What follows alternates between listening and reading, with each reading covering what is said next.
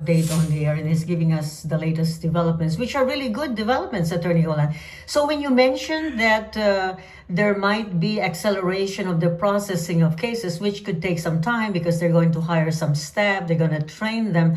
Now, do you still advise people to do the premium processing? Yes, Uh-huh. if premium processing is available in your type of application, do it. I see. Okay.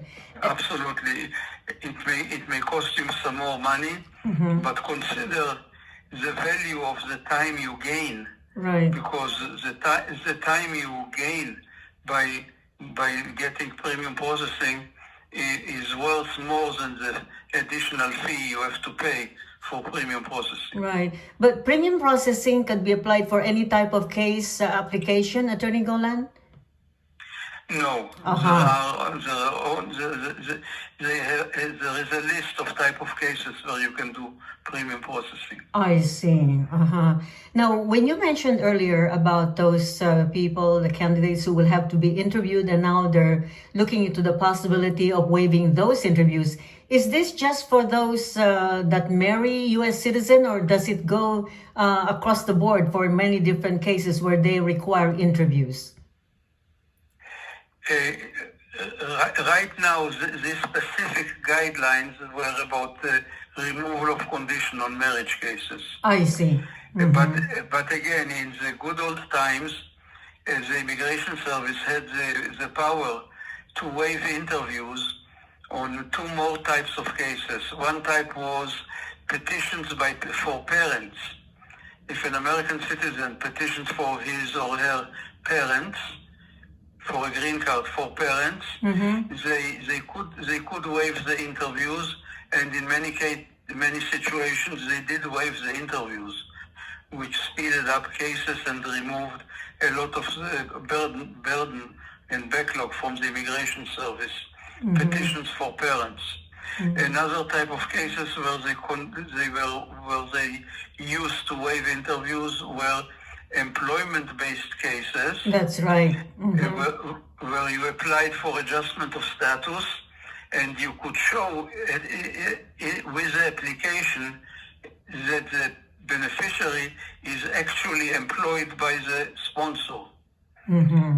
So in that case, they could process it just by looking at the paperwork, and they just mail you a green card without an interview. Yes. So, Attorney Golan, what would you say, once again, as you mentioned earlier, would be the factors that they will consider interviewing the candidate when there's fraud, and what other cases, Attorney Golan?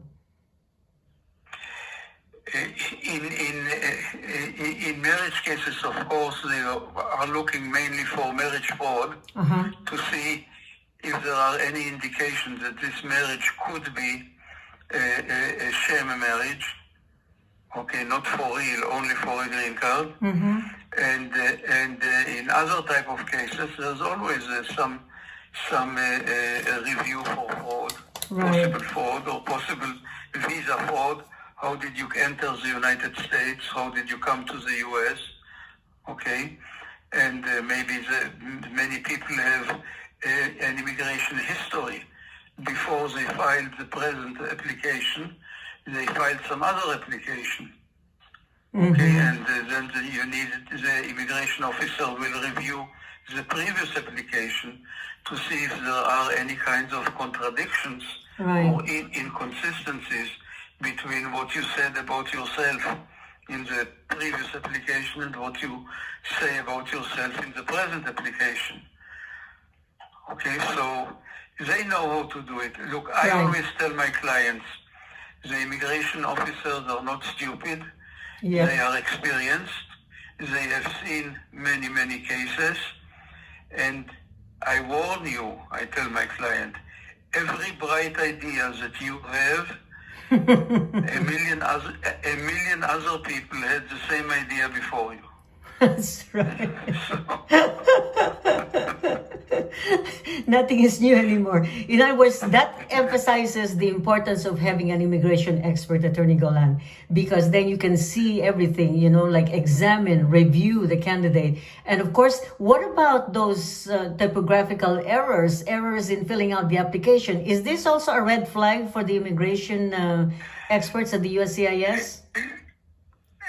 Look, as the immigration officer cannot always tell if what he sees is a typographical error, or if it is really a contradiction. So he will simply put the file on one side of the desk for an interview, or put the file on the other side of the desk for approval immediately.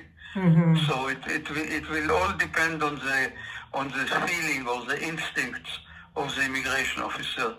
I want to give you an example. When you talk about experience, there's one type of cases which I refuse to do, where I advise my clients not to start